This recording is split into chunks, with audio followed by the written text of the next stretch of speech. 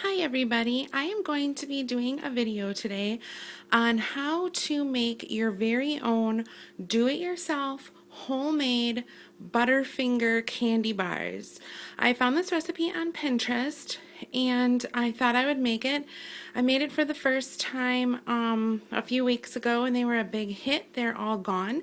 So I decided to make some more and I decided to have a little holiday fall theme to them for Halloween. Even though it's not Halloween yet, it's always fun for the kids to see sparkles.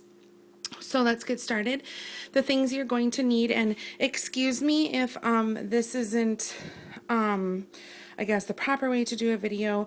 I do not have video editing, so I already made them, so I'm just going to show you everything that I used and briefly explain it. It is very, very, very easy to make. The first thing you're going to need is a baking pan. This one is by Pyrex and it is a 2.2 quart. It's almost the size of a square, I believe like 8x8 or 9x9 square pan. And this one's just a little bit oblonged, but you could use a square pan like your little bar pan for these as well. I have a Pampered Chef mixing bowl. As you can see, is extremely, extremely dirty. You're going to need a silverware spoon, a big wooden spoon. You're going to need a jar of creamy peanut butter, and this one is the 18 ounce. I didn't use all of it, but I used most of it, what I could get out, because you kind of have to work fast with this recipe. I needed some sprinkles, so I got some of these Halloween sprinkles. You need a package of Reese's peanut butter chips for melting. This is the big ingredient. It is Brock's candy corn. You need a bag and a half of Brock's candy corn. This candy corn is 12 ounces. 16 ounces equals a pound, and I use just a little bit over that. So even if you use two 12-ounce bags, you should be fine. And you need the wax paper. So the first thing you're going to do is you're going to take your pan and you're going to cover it with wax paper and set it aside. The next thing you're going to do is take your candy corn. You're going to put it in your mixing bowl and make sure it's microwavable. You're going to plop that sucker in the microwave and put it on for a minute. Take it out, stir it with the wooden spoon. Then you're going to keep on putting it in every 30 seconds. So put it in for 30 seconds, take it out and stir it. Put it in for 30 seconds, take it out and stir it. I think I had to do this about 3 or 4 times. You want to get a nice, smooth, hot consistency.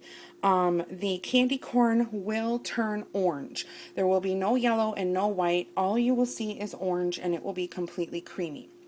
Right away, as you take that out of the microwave, you're going to add your full can of creamy peanut butter, and you're going to mix that sucker in. As you can see on the sides, there are a few like hard pieces. It is extremely hard to mix. So you're going to want to work really fast, but you're going to want to make sure that you mix it well so you barely see any of the peanut butter left. Then what you're going to want to do is plop that mixture into your lined wax paper pan. You're going to want to either freeze it or refrigerate it until it's cool to the touch or hard to the touch, so it will definitely set up. Next, what you're going to want to do is take the wax paper and lift it up. This whole thing will come out, and you're going to want to cut your bars. Now, I cut my bars into 7 slices. I cut 7 ways down this way and 1 way across. So, well, actually not 7. So I had 7 bars over here and 7 bars over here. So it made a total of 14 bars, which is really good. Then what I did is I took my Pampered Chef cutter and I laid the bars out, and I took the cutter and I went in a circular motion and I cut the bars. And this is a really good tool to use even for vegetables too, and it's by the Pampered Chef. So anyway, then after everything is all cooled and set, you want to get a baking sheet and line it with your wax paper, like I did here, and you're going to want to set the bars on the wax paper. So as you can see, in 2 rows, I set the bars. Then what you're going to want to do is you're going to want to, in that same microwavable dish, you're going to want to melt your 1 bag of Reese's peanut butter chips. You can also use chocolate chips if you want, but I just decided to go with a full peanut butter theme and I used Reese's. After those are melted, you kind of dollop these on top, spread it out with a knife, and then you add your sprinkles right away.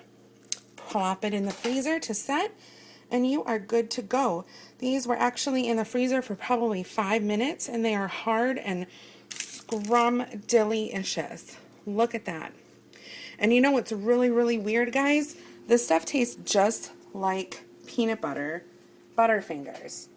It's really, really strange how it tastes just like that. It's moist, it's chewy, it's flaky, and you get that pop of peanut butter on top, and it is to die for. So thank you guys so much for watching. I'm sorry this is my first real cooking video that I did, so it's probably a little bit, you probably really can't understand it too much, I don't know. But if you have any questions, please ask them down below and I will answer them right away. Thanks so much for watching. Bye guys.